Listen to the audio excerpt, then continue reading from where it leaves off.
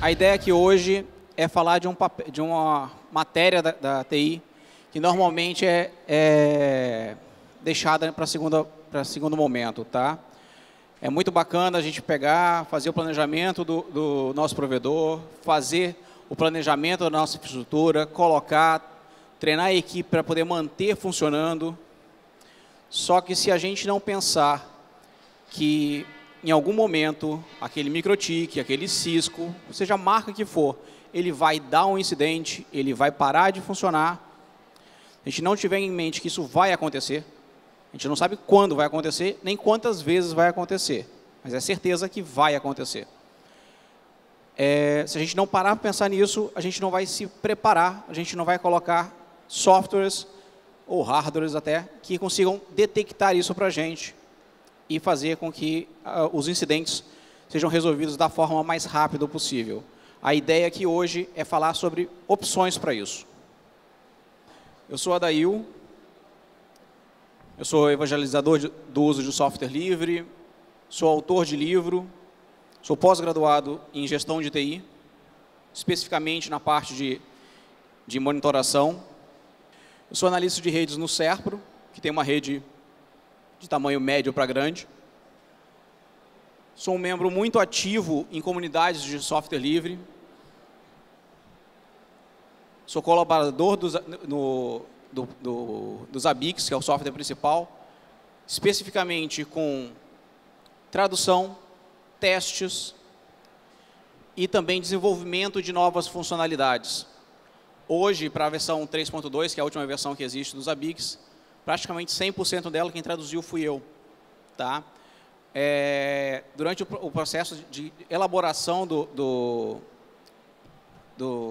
Zabbix 3.2, eu tive muito ativo também, fazendo testes e tudo mais, justamente para poder ter certeza que as coisas iriam funcionar da forma que a gente precisa aqui no Brasil. Nossa agenda hoje, eu vou especificar o que é um serviço, o escopo dos projetos de monitoração, falar um pouco sobre os Zabbix e falar sobre formas nativas de customização e de plugins, que é aqui nessa parte, nessas duas últimas partes que entra o Everest. Serviço. O que é? Normalmente em ISP, pensa, eu tenho aquele link que chega daqui, sai para lá, e isso é o serviço que eu presto. Mas, na verdade, por mais que isso esteja descrito no contrato de vocês, esse carinha aqui, que é o cliente que está enfiando a mão no bolso, ele não quer isso. Ele quer emitir um relatório, ele quer acessar o Facebook, ele quer acessar os dados de um sistema qualquer. E para que isso seja possível, ou seja, para que esse relatório bonitinho seja gerado, ele tem que passar por toda uma infraestrutura, que a rede é uma parte dela. É uma parte importantíssima, mas é uma parte dela apenas. Então temos que o nosso cenário é um usuário que quer usar alguma coisa que esteja na internet. Seja acessar um Netflix, seja acessar um Facebook, seja fazer uma administração remota de alguma coisa, mas ele quer acessar algo que está na internet. Já começa que a origem pode ser qualquer coisa. Pode ser um Wi-Fi de um evento, pode ser uma conexão dedicada, pode ser uma DSL, pode ser qualquer coisa. O provedor, você pode ter redundância, pode ser vários. Tem vários tipos de equipamento que você coloca, fora os que ele tem na rede dele. O que faz com que o ambiente não seja simplesmente uma máquina de ping que vai resolver. Eu preciso de ter alguma coisa que seja flexível, que consiga trabalhar com diversos equipamentos, com diversos fornecedores, consiga trabalhar com diversos protocolos. Além disso, eu preciso que seja alguma coisa segura, para que quando acontecerem os incidentes, eles não afetem todos os clientes. Bom, beleza, eu tenho um cenário heterogêneo. O que eu posso fazer em relação a isso? Eu tenho que definir primeiro o escopo do meu projeto de monitoração. Na palestra anterior, vocês viram que ele falou várias vezes, planejamento, planejamento, planejamento. Tá? Por mais que seja muito bonito, muitos fornecedores de solução fornecem simplesmente falando, eu tenho aqui essa caixinha linda, você tira da minha estante, coloca na sua mesa e problema X está resolvido. Eu raramente, muito raramente, veja alguma coisa que se aproxime disso, que seja exatamente isso. Tira da prateleira, coloca aqui, problema está resolvido, até hoje eu não vi. Então, num projeto de monitoração, normalmente começa com teste básico, ICMP, latência, descarte, ali na camada de rede, vai indo. Em dado momento, você fez isso aqui, achava que estava beleza, mas você percebe que seus usuários continuam reclamando. Continua falando, ó, não está legal, ó, está parando. Você começa a fazer a monitoração uma camada acima. Ah, o TCP, o UDP, vê algumas portas de serviço. Ah, eu tenho o CDN aqui, o CDN está no ar, não está. Você começa a ver essas coisas. Depois, você avança ainda, vai para a parte de plataformas, ainda no nível muito baixo, para finalmente chegar na aplicação, que é o que o cliente quer chegar no final das contas. Muitas vezes aqui o público aqui é mais para provedores, mas boa parte dos provedores acabam montando pequenos data centers. E uma vez que você monta esses pequenos data centers, você começa a ter que se preocupar com esses caras aqui. Esses caras começam a ser importantes para você. E, no final das contas, tudo isso não serve de nada se o gráficozinho bonitinho, se a página do Facebook que ele queria não estiver sendo carregada, não estiver funcionando adequadamente. E aí vem que ferramenta que a gente vai utilizar. A gente tem muitas opções, desde vocês desenvolverem seus próprios scripts, suas próprias soluções. Aqui na feira mesmo a gente tem 2 provedores que estão mostrando ferramentas de monitoração, que são exatamente essas 2. Não as conheço, só cheguei a dar uma olhada ali, mas coloquei aqui de verde as que são nacionais. Aqui acho que esse cara aqui todo mundo conhece, provavelmente. O Deduz todo mundo acaba usando. De ferramenta open source, a gente tem todas essas aqui. E eu cheguei a analisar boa parte delas. E Singa não cheguei, nem Imuninho eu não cheguei a olhar. As demais eu cheguei a estudar a partir de 2006, mais ou menos, para poder ver qual era a ferramenta que eu achava que tinha mais potencial. Eu normalmente gosto de fazer essa comparação. Eu peguei as 4 ferramentas que são mais buscadas no Google. Tá? São elas Nagios, Zabbix, Cacti e MRTG. Isso nos últimos 10 anos. Elas são as ferramentas mais buscadas, que têm mais interesse na maioria do pessoal. Tá? Nagios sempre foi o top. O Nagios sempre foi até 2014. Em 2014, isso inverteu. Tá? O Zabbix foi criado em 2001, o Nagios antes disso. Em 2014, o Zabbix conseguiu superar o Nagios em interesse, segundo o Google. E onde que tem interesse disso? Tá? Aqui, cada cor é o domínio de uma ferramenta. O Nagios tem domínio aqui na Índia, aqui acho que, se não me engano, na Espanha, não lembro exatamente qual é o país. E Zabbix tem supremacia, praticamente, na Rússia e boa parte da Europa e aqui no Brasil. Tá? Hoje a gente pode falar, sem medo nenhum de estar errando, que Zabbix é uma ferramenta que é um padrão de mercado. Tá? E por ser um padrão, os concorrentes acabam buscando muita coisa para poder diminuir a importância dessa ferramenta. Tá? O Zabbix é um software livre, ele suporta monitorar as 5 camadas que tem que ser monitoradas, tá? Desde a rede até o negócio. Acho que todo mundo aqui deve conhecer Lojas Renner. Lojas Renner, por exemplo, ela é monitorada de ponta a ponta, do terminal de venda, tá? Até a sala do presidente. Todo ele é monitorado, meta de venda é monitorado usando o Zabbix. Tá? Ele suporta uma boa quantidade de sopa de letrinha, SMMP, ICMP, HTTP, IPMI, por aí vai. Toda a configuração dele é feita pela web. Isso faz com que a sua curva de aprendizado caia drasticamente. Por mais que todo mundo goste, ou pelo menos eu gosto, de brincar ali na linha de comando, acha que ali seja o ponto mais rápido para poder fazer as coisas quando você é um dito especialista, tá? Mas quando você está começando, configuração web vai muito bem, obrigado, tá? E a configuração web dele é muito eficiente, tá? Tem um mantenedor do software que dá suporte. Isso acho que é importantíssimo quando você vai escolher um software livre, tá? Pô, beleza, deu pau, e aí? Quem é que vai me salvar? Quem é que vai descobrir como é que resolve esse bug que eu estou aqui? Você tem isso com as Zabbix Inc. Tá? A interface dos Zabbix é mais ou menos essa aqui. Depois, se der tempo, no final eu posso tentar passar para elas. Se não der, me procurem aqui na feira, ou eu vou estar na sala dos palestrantes, ou vou estar no stand da G8, provavelmente. Então, eu mostro para vocês. Tá? Suporta gráficos. Poxa, mas os gráficos, eu já vi gráficos mais bonitos. Sim, eu concordo com vocês. Tá? Mas os gráficos são bonitos. Mas tem gráficos melhores, como, por exemplo, no Grafana. Tá? Suporta toda a parte do ITIL, da gestão de incidentes. Tá? Gestão de problemas não é foco para essa ferramenta, é gestão de incidentes. Ele permite também que você construa seus próprios módulos. Ele tem uma série de módulos nativos e você tem como estender isso. Seja em testes de infraestrutura, testes, como eu falei aqui, por lojas Renner. Como é que faz para poder monitorar a meta de venda de uma loja? Jamais um russo, que os Zabbix foi criado por um russo lá na Letônia vai conseguir adivinhar a forma que a loja Renner trata o negócio.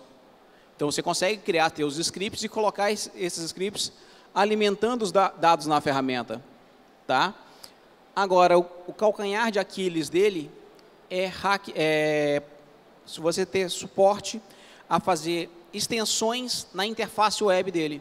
Onde ele é mais bonito, é onde ele é menos flexível. E pensando nisso, quase esqueci de falar, é GPL, é open source, ou seja, se ele é GPL, se ele é open source, você tem o código, você pode alterar a qualquer momento para que ele faça o que você quer. Tá? Então, pensando em estender a interface web, desde 2009, mais ou menos, eu comecei um trabalho de fazer toda uma reengenharia da ferramenta, de começar a produzir um framework, um produto que consiga permitir que os Zabbix seja extensível também na interface web.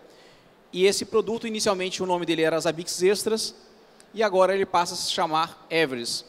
Ele é um framework para possibilitar que você adicione módulos nos Zabbix.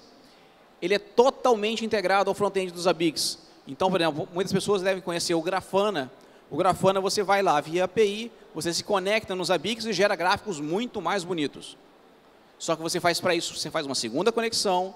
Para isso, você tem outras issues de segurança que são geradas. Tá?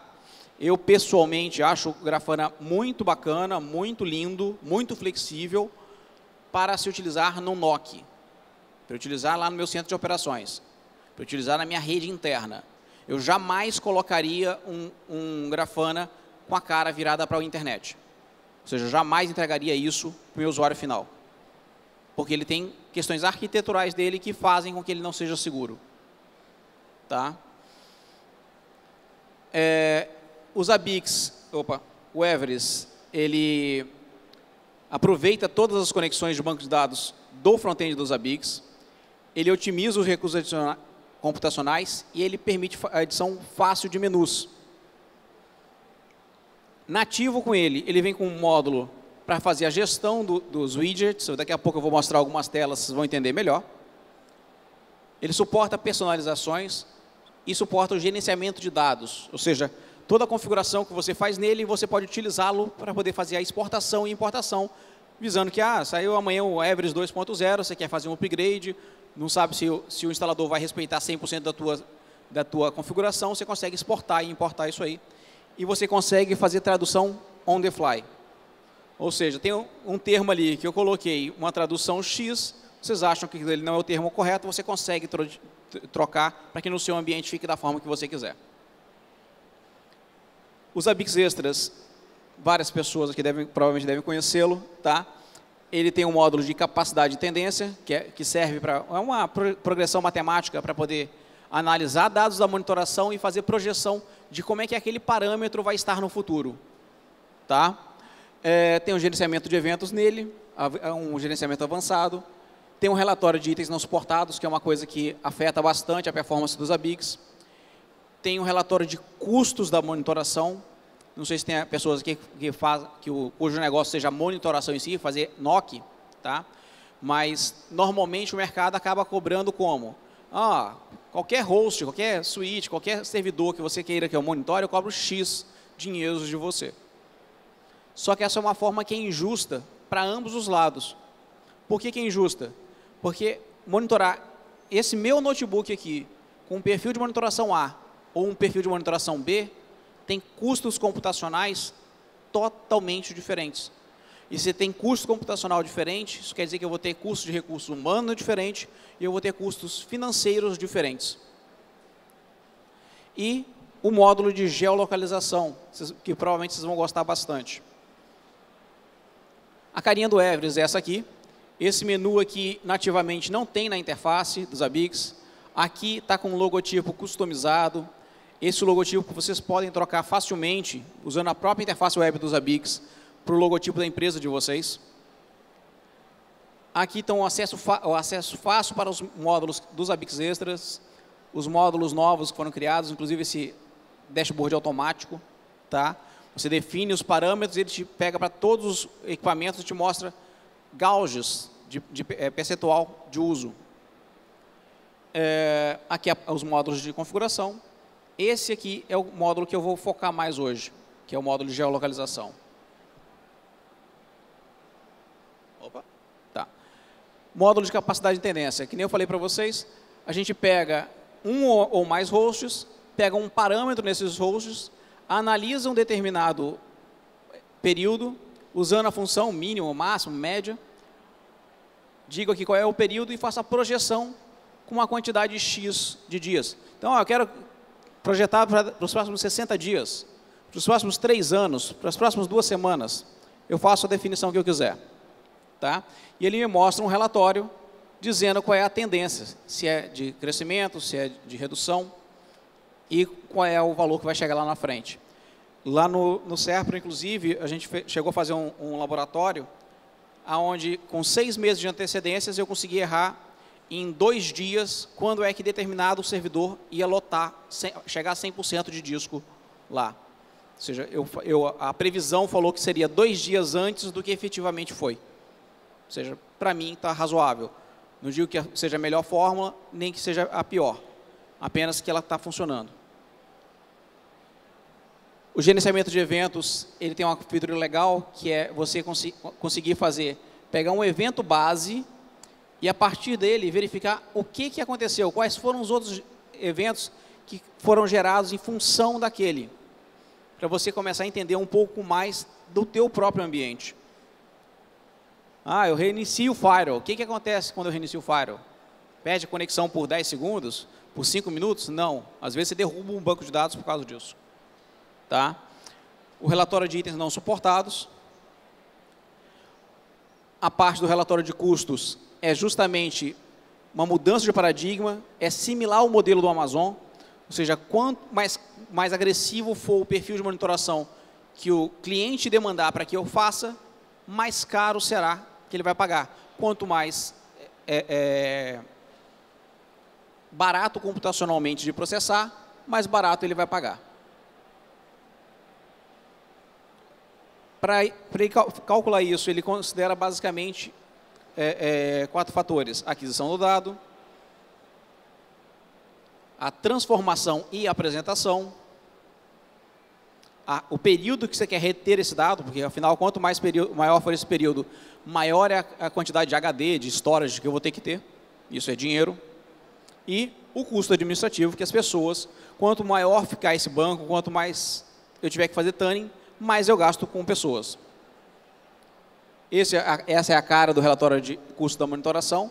Me mostra aqui o custo em VP, em unidades de monitoração, e eu consigo monetizar isso. Ou seja, a mesma unidade básica de monitoração que está aqui de 1,16, que está custando exatamente 1,16 nesse caso, pode custar para a empresa A 1,16, para a empresa B 5, dependendo do valor que você tiver contratado por unidade básica de monitoração. E agora sim, a parte que graficamente é mais interessante, que é o módulo de geolocalização.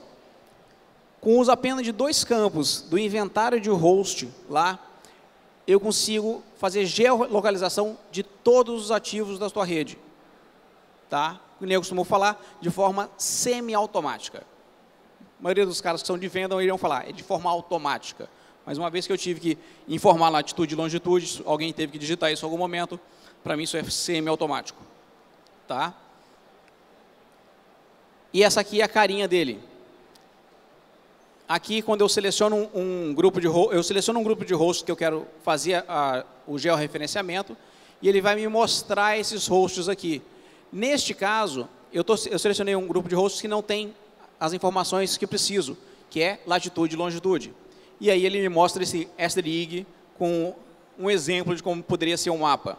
Vocês podem ver que eu tenho linhas ligando hosts, cada elemento desse aqui é um host. Eu tenho imagens diferentes, essas linhas podem ser de cores diferentes. Caso tenha um incidente no host, ele também é georreferenciado. Ele suporta o modo de full screen e um novo modo que a gente criou, tá? De um super full screen. Então, imaginar, eu quero fazer um slideshow aqui, eu quero deixar numa tela mostrando um mapa geográfico de todos os meus ativos. Problema nenhum, você pode deixar e vai utilizar 100% da tela, se você quiser. Este aqui é um exemplo de um georreferenciamento, tá? Com alguns adornos. Então, eu coloquei aqui, eu posso colocar um círculo, dizendo, por exemplo, qual é a área que está sendo iluminada por uma determinada antena. Eu posso fazer isso. Aqui, esse círculozinho atrás, representa o maior nível de severidade que tem neste host. Eu tenho links fáceis para poder acessar a parte de incidentes, parte de dados recentes, e para poder alterar a configuração geográfica desse host.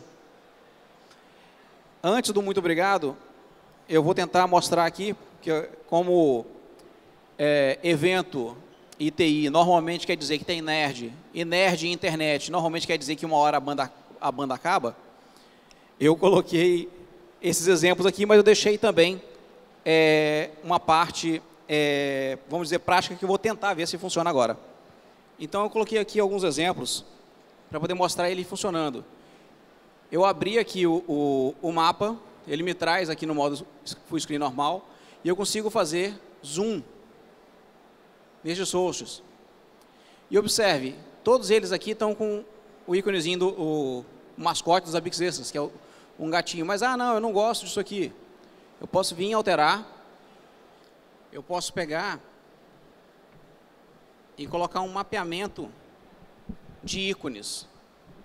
Observa que antes estavam todos os ícones aqui, tinha um gatinho preto, e agora eu coloquei logotipos.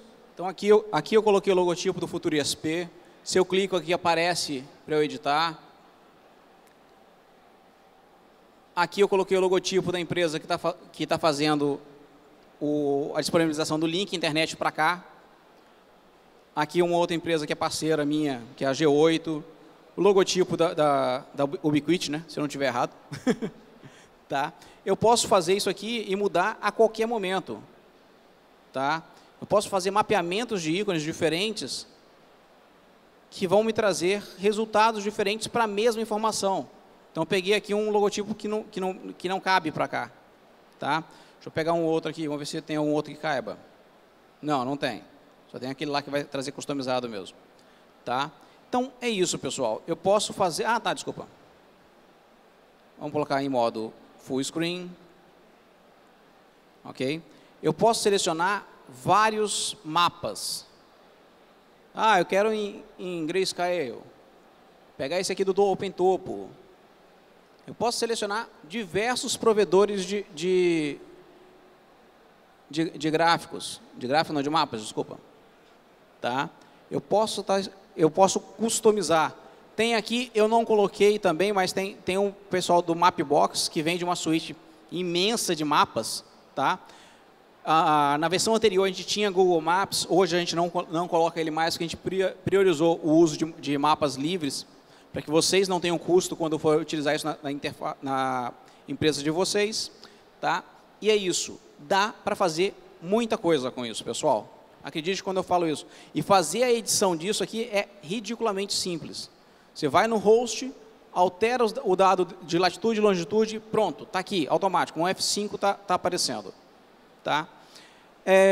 Acho que era isso, pessoal. Basicamente, o que eu tenho para apresentar aqui, para colaborar com vocês hoje, é isso. Os meus contatos estão aqui, tá? Lá tanto no Twitter quanto no Telegram, @deispaul. Depois vocês me perguntem por que é isso. É como eu me chamo, tá? Tem a URL para o meu perfil no Facebook. E é isso, tá? Precisando de alguma coisa, se alguém tiver alguma pergunta, eu abro agora para perguntas aqui, tá? Se vocês precisarem, eu faço tanto consultoria quanto normalmente eu gosto de falar que é consultoria de treinamento. O meu modelo é de ministrar o treinamento e depois fazer a implantação inicial, tá? Quando é treinamento in-house. Então, precisando, estou à disposição. Diga lá. Boa tarde, meu nome é André, da Profenet. Eu tive uma curiosidade nessa parte de geolocalização. Você mostrou um exemplo macro, onde os hosts estão bem distantes, depois você começou a mostrar um exemplo onde já estavam em ruas mais próximas. Numa situação de provedor, de bairro pequeno, que use clientes com roteadores que só respondam a ping, não tenham muitos recursos de monitoramento. Daria, por exemplo, para a gente, aqui no evento, se acontecesse um problema lá na minha rede, um caminhão partisse minha fibra ou meu cabo lá, eu ser alarmado aqui, receber um telefonema, ou para não ter que ficar colocando uma pessoa para ficar olhando 24 horas esse monitoramento, ou eu mesmo ter que ficar olhando. Como é que a gente faria nesse caso? Obrigado pela sua pergunta, é bem pertinente. Sim, é perfeitamente possível fazer isso, tá? É possível você integrar com SMS, seja via modem conectado fisicamente no mesmo servidor dos ABICs, seja via um web service de SMS, tá? Essa seria uma forma. Tem uma segunda forma, você pode se integrar ao Telegram, tá? Você consegue fazer um sistema de bots, inclusive, para não só mandar notificação. Olha que o potencial de você utilizar o Telegram, tá? Eu posso fazer um bot que interage com o problema. Então, eu te mandei um alerta dizendo, ó, o switch tal está com uso excessivo de CPU, tá?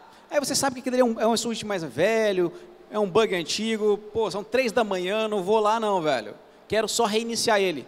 É possível você programar um bot do Telegram, tá? Integrado aos seus ABICs, que você consiga mandar um comando. Ó, confirmo, a ação para esse caso é reinicia o switch. Tá? Eu consigo fazer isso. Existem integrações que o pessoal já fez, tem o Sansão, que acho que é do Rio, se não me engano, ele fez um bot em Python, que ele te manda a notificação e te manda um gráfico. Ó, manda um gráfico da última hora do consumo de banda, por exemplo, na tua notificação. É possível fazer isso. Respondi? Bom, pessoal, então acho que é isso. Muito obrigado. Precisando de qualquer coisa, me procurem aqui. Depois eu devo estar tanto na sala dos palestrantes, quanto ali no stand da G8. Precisando, estamos aí para ajudar vocês. Muito obrigado.